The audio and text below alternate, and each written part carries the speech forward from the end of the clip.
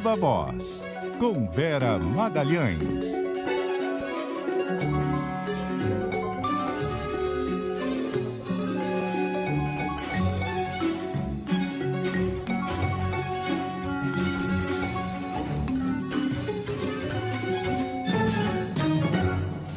E aí, Vera? Boa tarde, Sardenberg, Cássia, todos os ouvintes e espectadores do Viva Voz. Boa tarde, Vera. Vera, vamos dar aqui alguns movimentos que noticiamos hoje. Primeiro, o chanceler Ernesto Araújo foi lá na casa do Arthur Lira, né, na residência oficial do presidente da Câmara, por uma conversa fora de agenda. E depois, também fora de agenda, o Arthur Lira foi lá conversar com o Bolsonaro. Isso tudo de manhã. E o Bolsonaro saiu com Lira e atendeu a imprensa e disse: tá tudo bem entre nós. Tá mesmo, Vera? Não tá, né, Sardenberg? Tanto não tá que precisou que esses dois encontros às pressas ocorressem. Por quê? Primeiro, o presidente da Câmara deu a entender que a nossa política externa é um desastre, disse isso. Ele e o Centrão estão trabalhando pela queda do ministro Ernesto Araújo. Ele esteve em audiência no Senado, em que também foi bem apertado pelos senadores, e na qual ocorreu um incidente, no mínimo, esquisito, em que o assessor especial para assuntos internacionais da Presidência da República, Felipe Martins, postado atrás do presidente do Senado, Rodrigo Pacheco, durante a audiência, fez um gesto com as mãos, um gesto que significa tanto ok, eu não vou repetir o gesto aqui, porque de jeito nenhum vão ter um print meu com esse gesto, tanto ok, quanto também é um gesto associado ao movimento supremacista branco, porque significaria ali algo como poder branco e etc.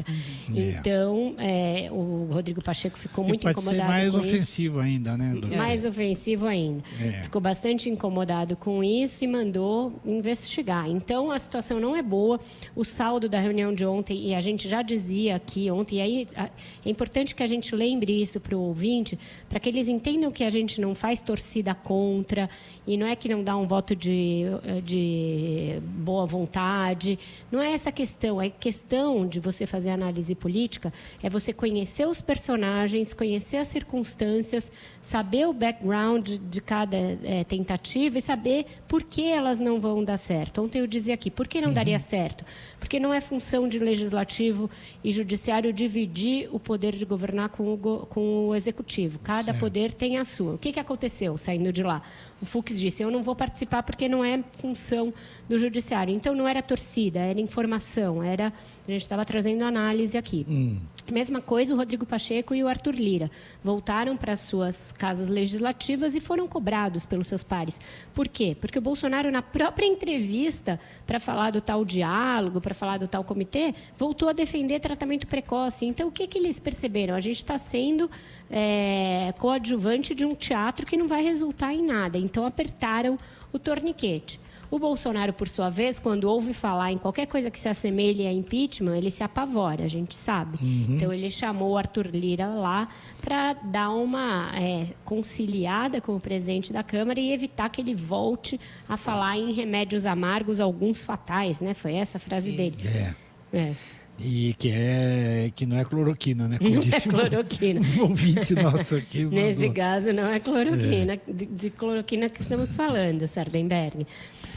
Agora, esse ponto é importante, que é o seguinte: suponha que se forme formalmente o tal comitê, né, e que o comitê, por exemplo, determine ou aconselhe que tem que haver um lockdown nacional, né? E aí? Eu acho que nem chegará a fazer isso, porque da maneira como está constituído a ideia do tal comitê, não é um comitê de especialistas e nem de cientistas, é um comitê de políticos. Não acredito que os políticos vão poder fazer isso, ainda mais porque o presidente está ali. É um comitê que já nasce manietado, já nasce torto. Ele não tem prerrogativa, ele não tem especialistas.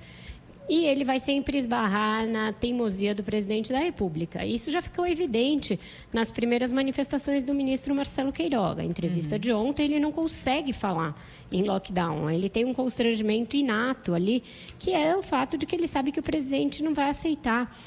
Hoje mesmo ele esteve em São Paulo, esteve lá no HC, no INCOR, vocês já noticiaram aí, mas ele foi recebido aos gritos de mais vacina, menos cloroquina, Bolsonaro genocida. O Bolsonaro vai ficar satisfeito com isso? Não vai. Ele estava ao lado do secretário de saúde do João Dória, o Jean Gorenstein, estava visitando a USP, que para o imaginário bolsonarista é um antro de comunistas, e deixou fazer um vídeo, que é algo que o Carlos Bolsonaro, Jair Bolsonaro mais odeiam, chamando o pai dele de genocida.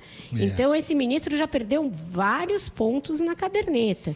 Ele já vai voltar para Brasília estando ali no caderninho do Bolsonaro. E ele estreou, né, digamos assim, porque ontem foi o primeiro dia dele como ministro de fato, falando, não exatamente ele falando, mas uma medida do governo sendo apresentada e depois havendo um recuo em relação a ela, que era aquela história de mudar a maneira como seriam registradas as mortes por Covid-19 aqui no Brasil. Anunciaram, pegou tão mal que no fim do dia já se recuou da medida, né, Vera? Ficou evidente ali que ele não tem nem mesmo o controle total da máquina que ele vai começar a gerenciar, porque ele foi vendido no lance, chegou na coletiva sem saber exatamente do que se tratava, um constrangimento evidente, e durante ainda a coletiva do ministro, essa lambança já estava sendo revogada, Cássia. Da mesma maneira, desculpa, Sardenberg, só para concluir, Diga. Ele está convidando o pneumologista Carlos Carvalho, aqui do HC do INCOR, para a sua equipe, para traçar um protocolo para medicação, para procedimentos para pacientes de Covid. O que o Carlos Carvalho vai recomendar é a revogação imediata daquele protocolo do uso da cloroquina que o Pazuello graciosamente assinou em maio do ano passado. Bolsonaro vai topar isso? Duvido. Então, veja que uma coisa simples, porém muito simbólica, que é o tal protocolo, um protocolo assassino, criminoso, para uso de cloroquina em casos leves, já pode causar um impasse entre o presidente e o ministro. O que falar, então, de lockdown e vacina? E era isso mesmo que eu ia perguntar, né? Porque esse doutor Carvalho, ele trabalha no governo Dória, né? Ele trabalha no INCOR e no HC, né? Então, em autarquias que estão ligadas de alguma maneira ao governo do Estado. Eu apurei que o Dória não gostou nada da possibilidade dele trabalhar no governo, chegou a se opor, dizer que ele ia se queimar para ir trabalhar para um genocida, mas tem um grupo de médicos, Roberto Calil e outros, que são próximos ao ministro e próximos ao Carlos Carvalho, que estão fazendo essa ponte para que ele vá ajudar. Mas a ida dele, primeiro, não será largando tudo aqui e indo ser funcionário do Ministério da Saúde. Isso ele já disse que não topa. Ele aceita uma colaboração mantendo as suas atribuições em São Paulo. Já é um arranjo meio estranho. E se isso esbarrar já de cara na não revogação do protocolo da cloroquina, aí vai também, pelos ares, mais uma tentativa de colaboração, Sardenberg. Tá certo. Bom, vamos continuar acompanhando e, por hora, muito obrigado, Vera. Até amanhã. Obrigada a vocês, até amanhã e um ótimo CBN Brasil para vocês. Até mais, Vera.